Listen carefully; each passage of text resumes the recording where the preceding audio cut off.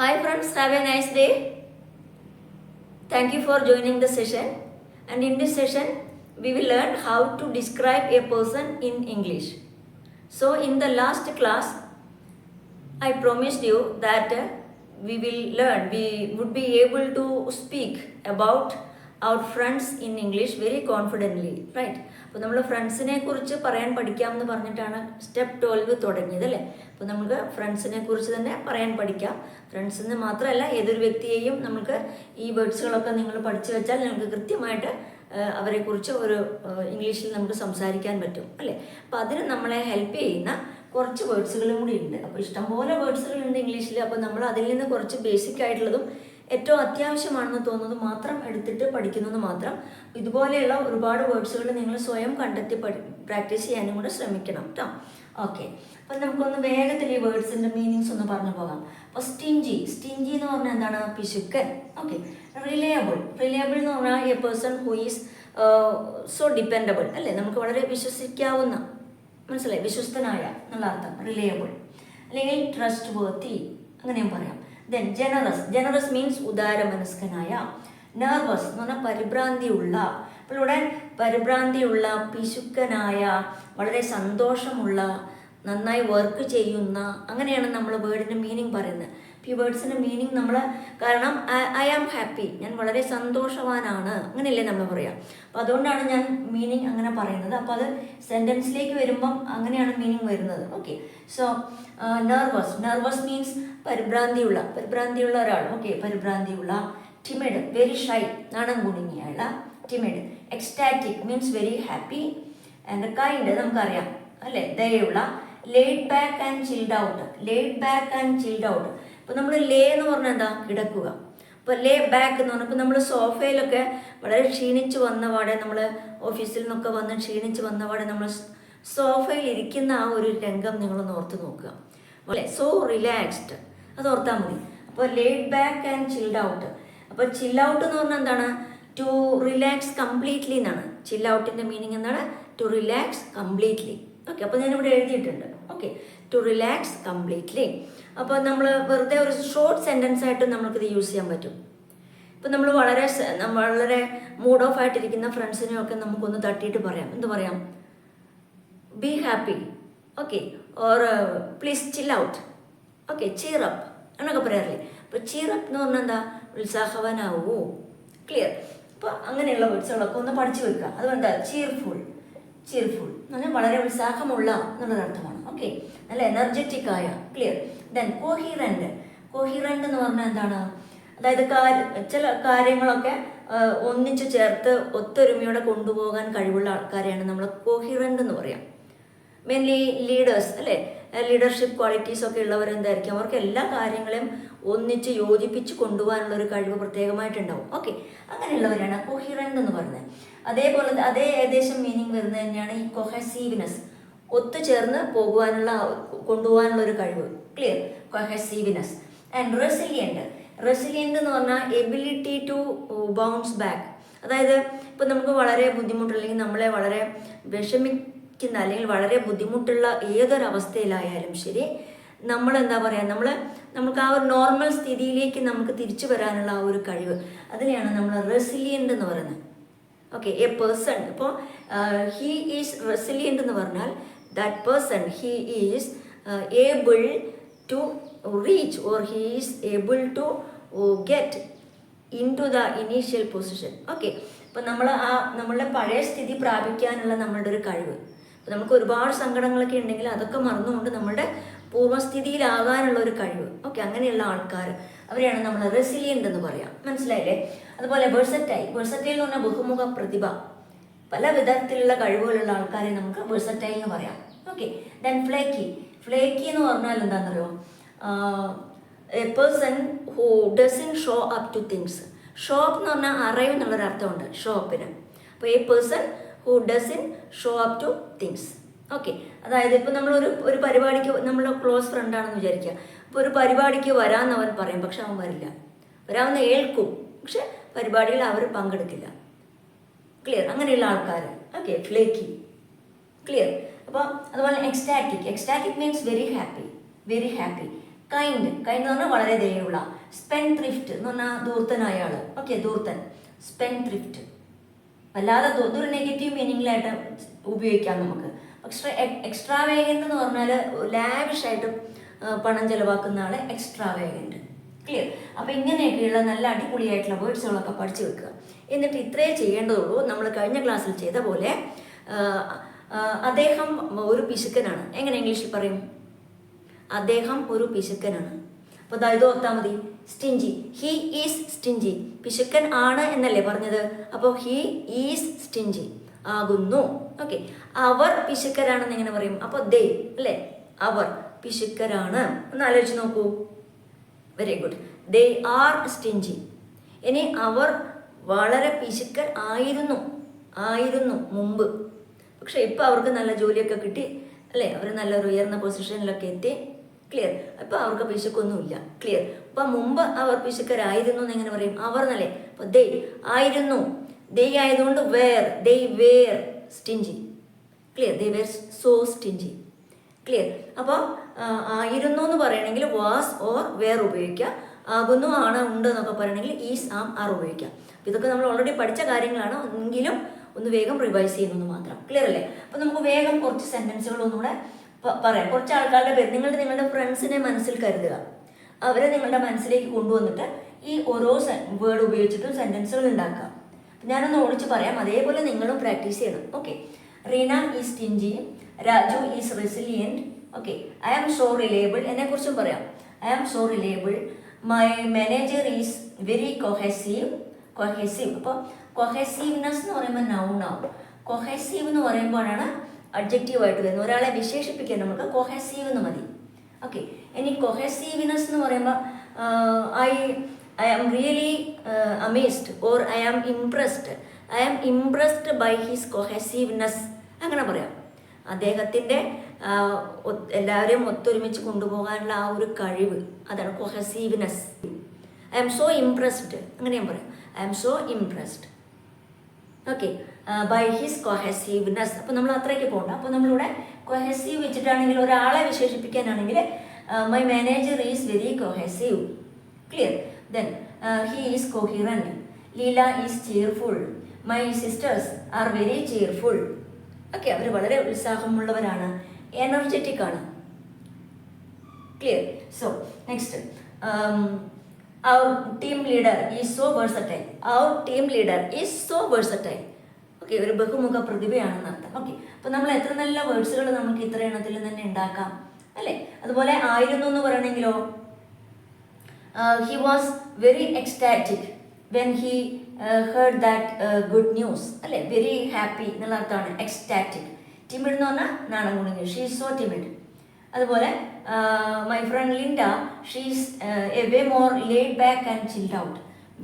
Laid back and chilled out. അപ്പോൾ എപ്പോഴും നല്ല റിലാക്സ്ഡ് ആയിട്ട് ഇരിക്കാൻ താല്പര്യമുള്ള ആൾക്കാരെയാണ് നമ്മൾ laid back and chilled out എന്ന് പറയുന്നത്. അപ്പോൾ ഇതേ വേർഡ് മീനിങ് ഉള്ള വേറൊരു വേർഡ് നമ്മൾ സ്റ്റെപ്പ് 12 ഉപയോഗിച്ചിരുന്നു. ഏതാണെന്ന് ഓർക്കുന്നുണ്ടോ? Yeah, very good. Calm and collected അല്ലേ? She is very calm and collected. Okay, so relaxed ആണ്. അവരെപ്പോഴും സീരിയസ് ആയിരിക്കില്ല, തമാശയൊക്കെ പറഞ്ഞ് എൻഗേജ്ഡ് ആയി അല്ലേ, വളരെ ഹാപ്പി ആയിട്ടിരിക്കാൻ, റിലാക്സ്ഡ് ആയിട്ടിരിക്കാനുള്ള ആൾക്കാർ. അങ്ങനെയുള്ളവരെ നമുക്ക് എന്ന് പറയാം, they are laid back and chilled out.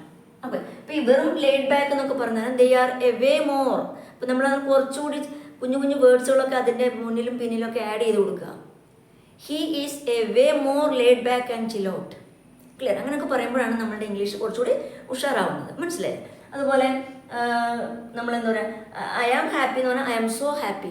അപ്പോൾ I am so happy to meet you, I am so glad to meet you. അപ്പോൾ അങ്ങനെയൊക്കെ ഇംഗ്ലീഷ് പറഞ്ഞ് പ്രാക്ടീസ് ചെയ്യണം. ഓക്കെ, ഇനിയിപ്പം അവൾ അല്പം നാണം കുടുങ്ങിയാണെന്ന് പറയണമെങ്കിൽ she's a bit shy in front of other people. Okay, so she's a bit timid.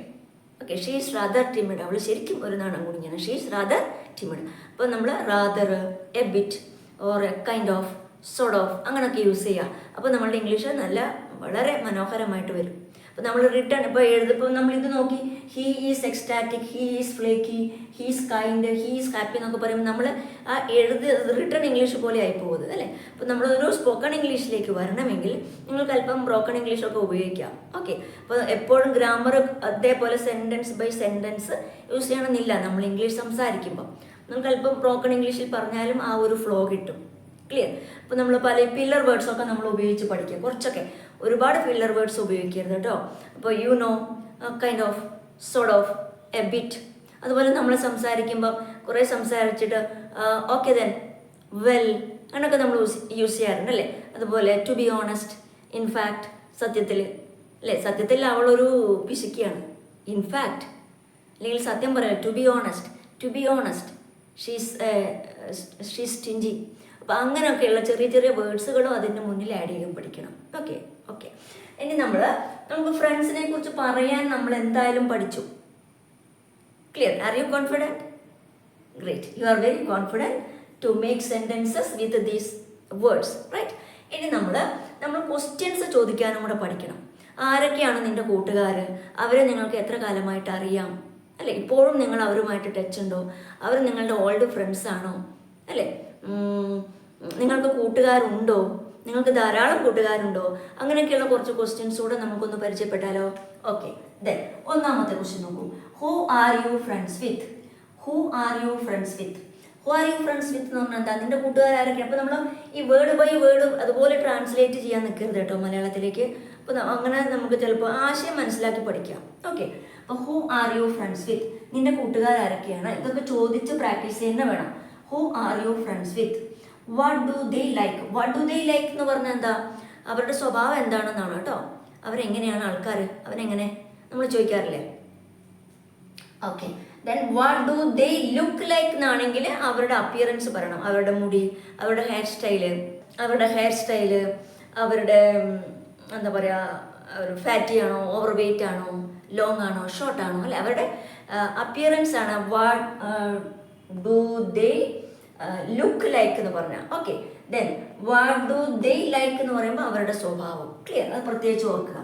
ഇനി ഇത് നമ്മൾ സ്ഥിരം ചോദിക്കുന്ന ഒരു ചോദ്യമാണ്, വാട്ട് ഡു ദേ ലൈക്ക്, അവരെങ്ങനെ. Okay, what does she like? How is your new teacher?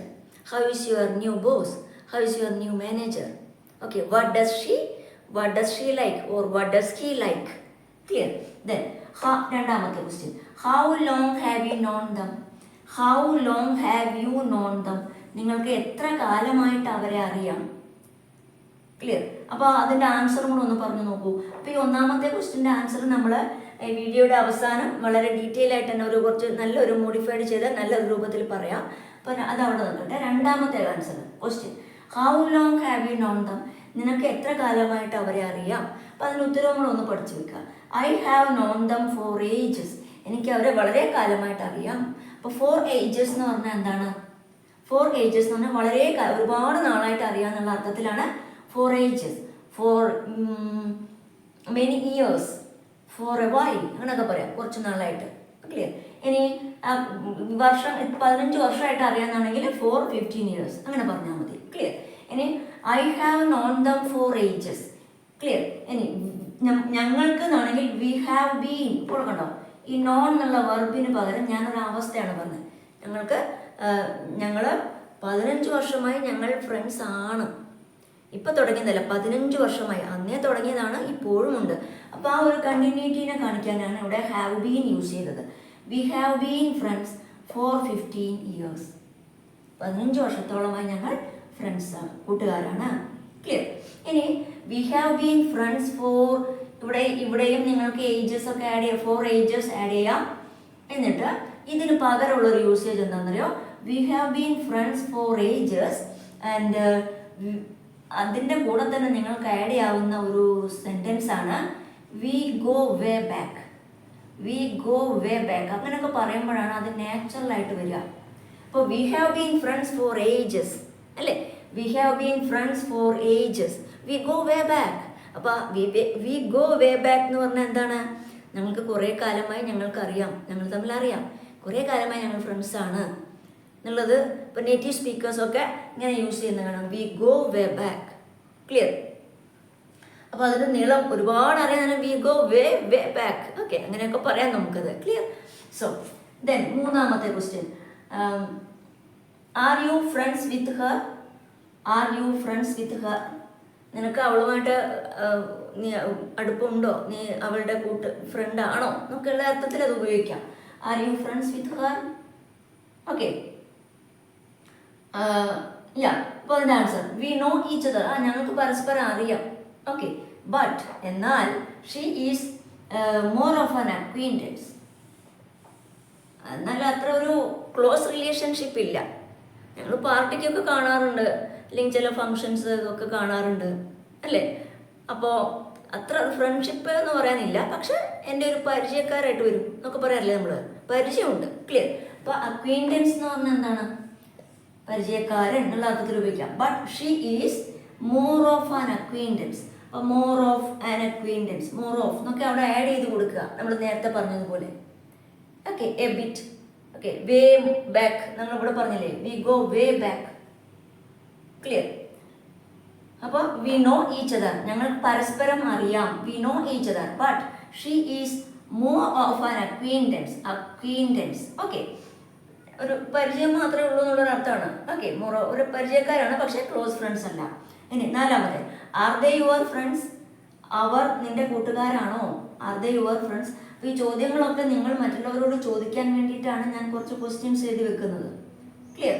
Then ഇതുപോലെയുള്ള ക്വസ്റ്റ്യൻസ് നിങ്ങൾ എന്ത് ചെയ്യുക, കമൻറ്റ് ബോക്സിൽ ടൈപ്പ് ചെയ്തിടുക. അപ്പോൾ അത് നമുക്ക് പരസ്പരം ഷെയർ ചെയ്ത് പഠിക്കാൻ പറ്റും. Clear? Right. Then do you still keep in touch with them? നിങ്ങൾ ഇപ്പോഴും അവരുമായിട്ട് സമ്പർക്കമുണ്ടോ? അവരുമായിട്ട് ബന്ധം പുലർത്താറുണ്ടോ? ഡു യു അല്ലേ, do you still keep in touch with dum?